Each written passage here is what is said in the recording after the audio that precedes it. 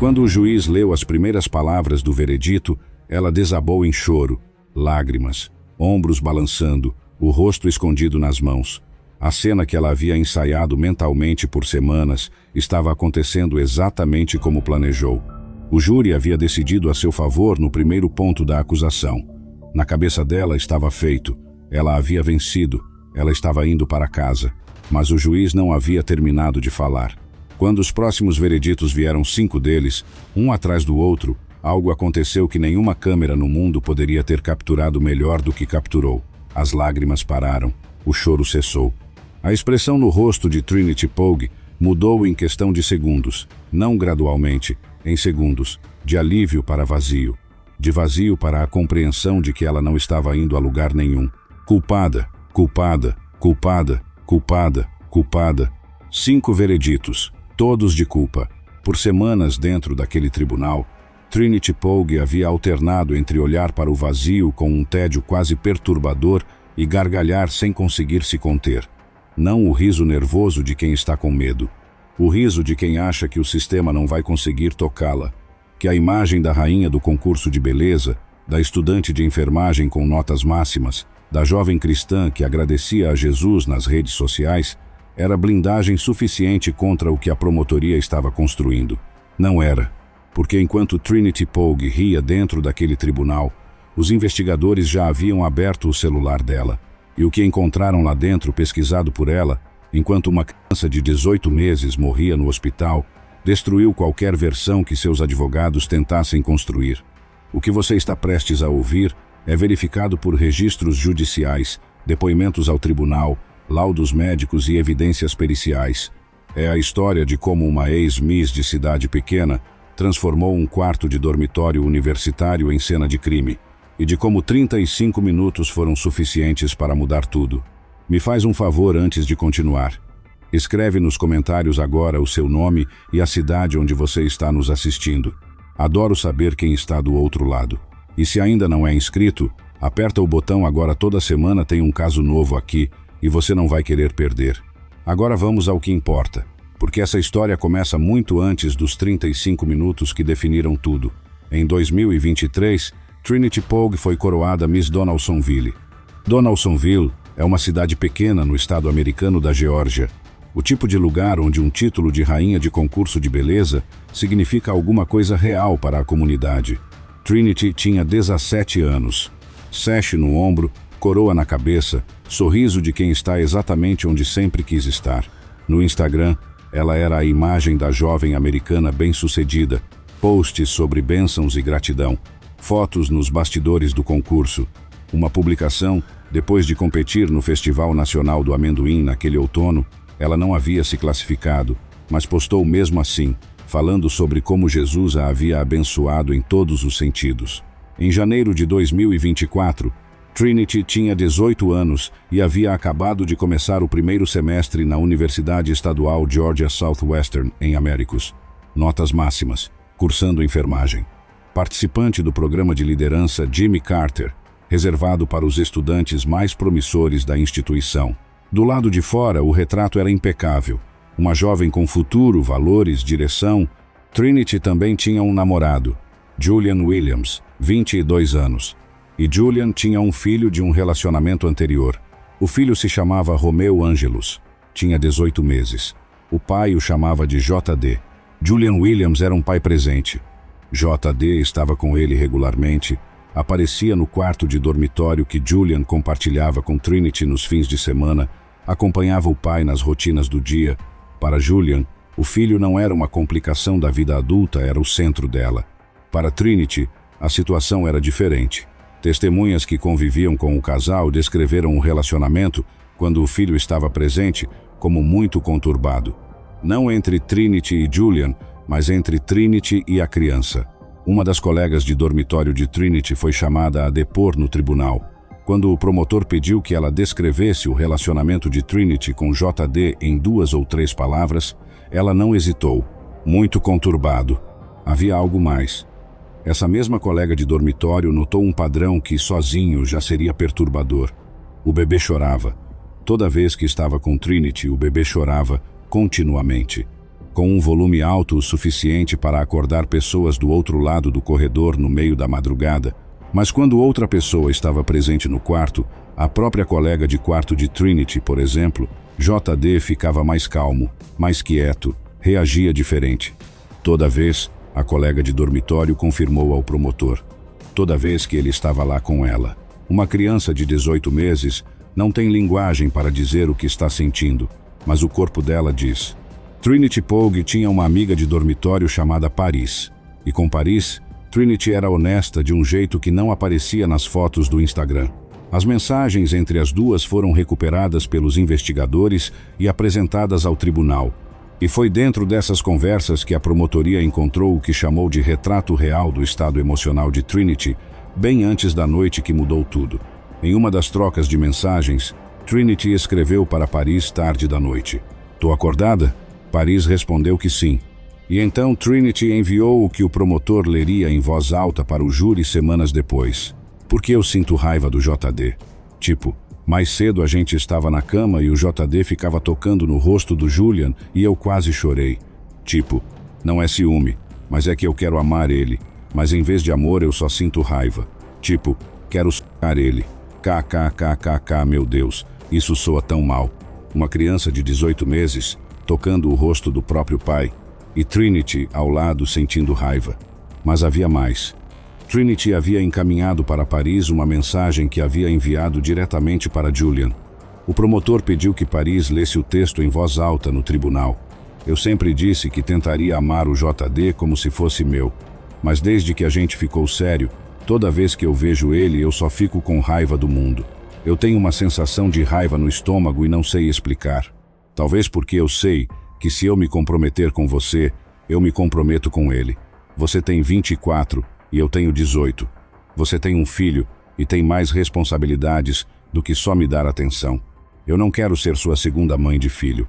Eu queria ser a primeira. Mas isso nunca vai acontecer. E eu não sei se consigo continuar nesse relacionamento com isso na cabeça." A promotoria não precisou interpretar. As palavras de Trinity interpretavam por si mesmas. E havia ainda uma última mensagem que o promotor reservou para o momento certo. Uma mensagem que Trinity havia enviado sobre o fim de semana em que tudo aconteceu. 3 palavras que resumiam o que ela sentia sobre estar com JD. "Fiquei presa com JD. Não estou cuidando do bebê. Não estou com o filho do Julian. Presa, com uma criança de 18 meses. Que ela havia prometido tentar amar como se fosse seu." 13 de janeiro de 2024. Um domingo de manhã no campus da Georgia Southwestern. Julian, Trinity e JD estavam no quarto de dormitório de Trinity. As câmeras de segurança do prédio registravam as entradas e saídas com precisão. Uma colega de Trinity passou pelo quarto durante uma pausa no trabalho e viu o bebê, saudável, alerta, sem nenhuma marca visível. No início da tarde, Julian decidiu ir ao Walmart. Precisava de sacos de lixo, queria pegar pizza e bebidas para o almoço. Pequenas coisas, uma saída rápida. As câmeras de segurança registraram Julian saindo do prédio às 11h55. Ele deixou o filho com Trinity. Às 12h30, 35 minutos depois, as mesmas câmeras registraram Julian voltando para o prédio em passos acelerados. Trinity havia ligado para ele 2 vezes, mandado mensagem, o bebê não estava respirando. Quando Julian chegou ao quarto, JD estava sem resposta. Ele pegou o filho no colo, desceu as escadas correndo, colocou a criança no carro e dirigiu em alta velocidade até o pronto-socorro do Hospital Phoebe Sumter. O médico de plantão naquele domingo, Dr. Michael Busman, testemunhou no tribunal sobre o que encontrou quando JD chegou. A criança não estava respirando, sem batimento cardíaco, completamente sem resposta. A equipe médica realizou ressuscitação cardiopulmonar, uma traqueostomia, conseguiu detectar um batimento e estabilizou JD o suficiente para prepará-lo para ser transportado de emergência para um hospital infantil em Atlanta. Foi nesse momento que os médicos notaram os ferimentos. A enfermeira que examinou JD antes do transporte descreveu o que viu. Uma área grande no lado esquerdo do rosto com marcas que pareciam impressões de dedos, compatíveis com uma apreensão ou tapa com força. Múltiplos hematomas na testa e no lado direito do crânio. Um inchaço expressivo na parte posterior da cabeça. Ferimentos defensivos nos braços. O Dr. Busman fez os exames de imagem. O que encontrou foi descrito no tribunal como catastrófico: trauma craniano grave, fraturas, lesões que, segundo o médico, eram incompatíveis com uma queda simples de uma cama, incompatíveis com um acidente doméstico comum. As lesões indicavam força significativa aplicada diretamente. 3 horas depois de dar entrada no hospital, Romeu Ângelos morreu. Ele tinha 18 meses. Enquanto JD estava na sala de emergência, os investigadores começaram a entrevistar Trinity Pogue no hospital, e foi ali que as versões começaram a mudar. Primeira versão: JD havia engasgado com salgadinho pouco antes de perder a consciência. Os médicos verificaram, examinaram o estômago da criança. Não havia nada. JD não havia comido nada antes de morrer. Quando confrontada com essa contradição, Trinity mudou a história imediatamente. Segunda versão: ele havia caído da cama. O Dr. Busman já havia testemunhado que as lesões eram inconsistentes com uma queda de cama. A extensão do trauma, a localização dos ferimentos, a força necessária para causá-los, nada batia com uma queda acidental. Mas havia algo ainda mais revelador do que as versões conflitantes. O próprio Dr.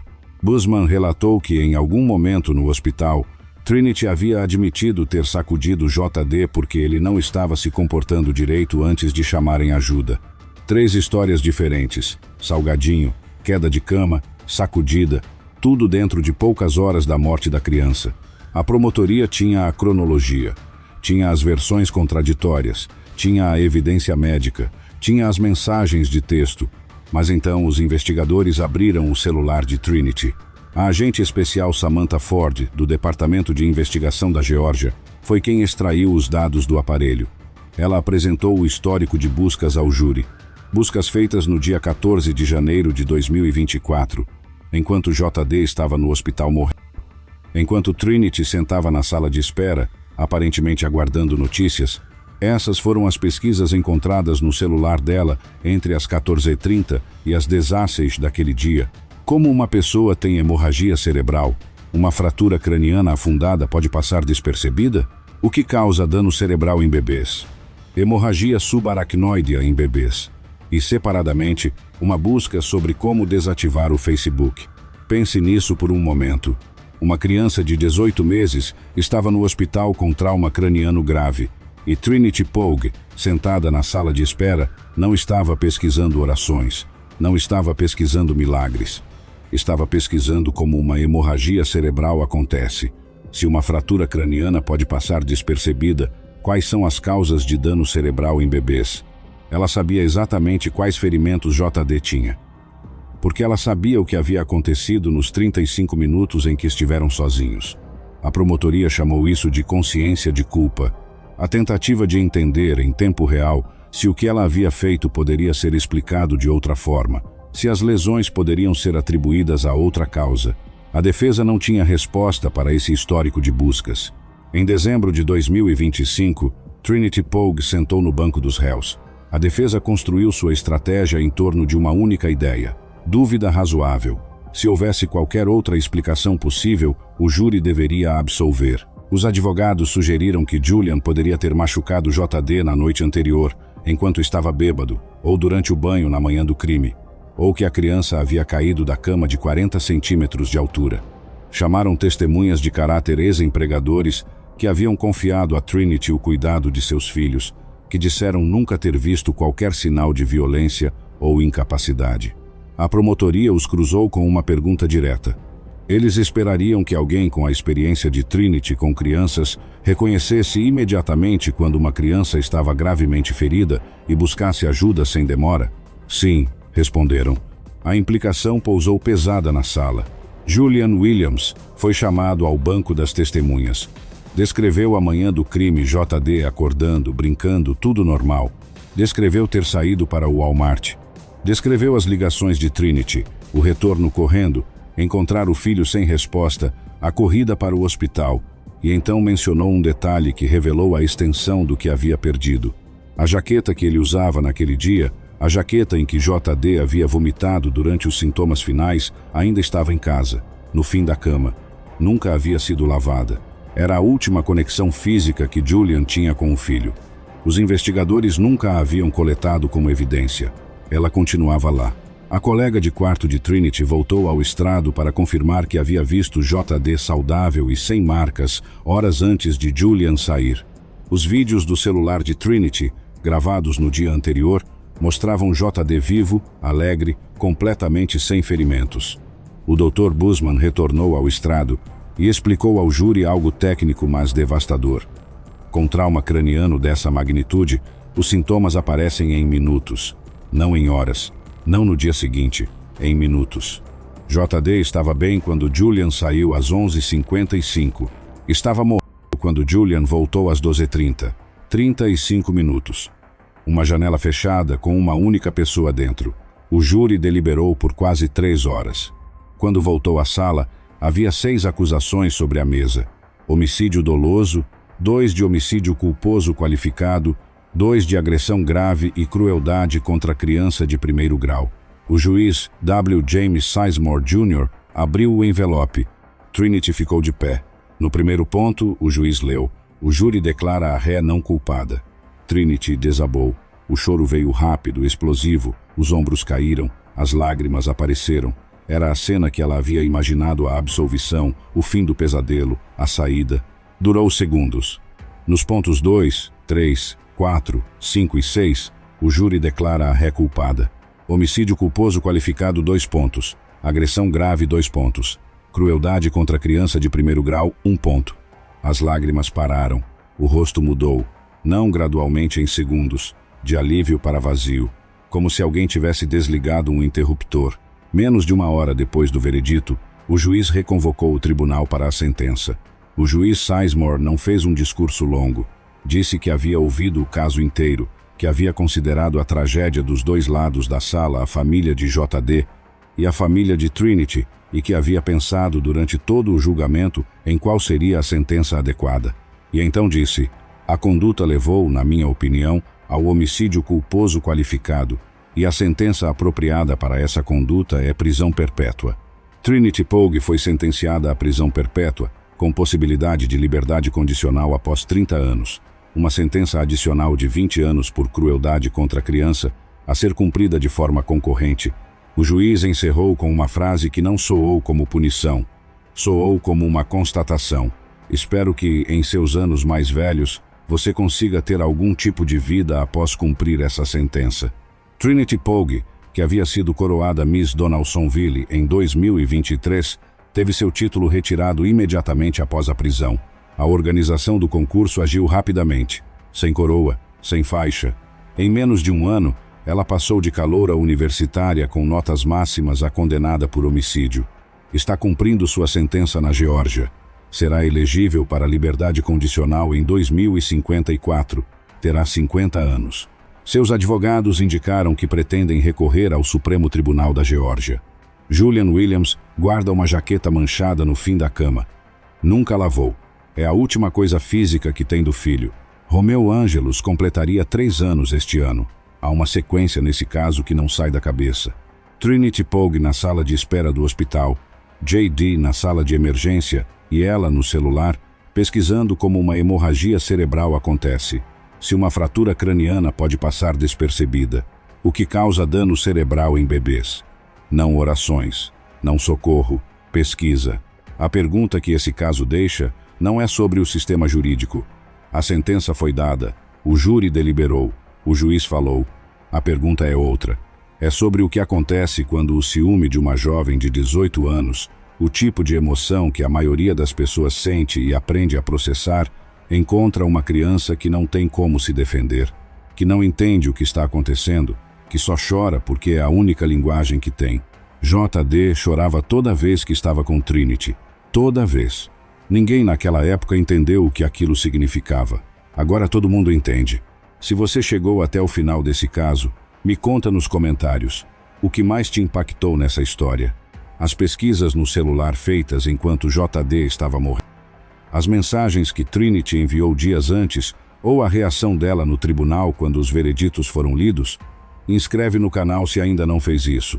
Toda semana tem um novo caso aqui no Sentença Final. A gente se vê no próximo expediente.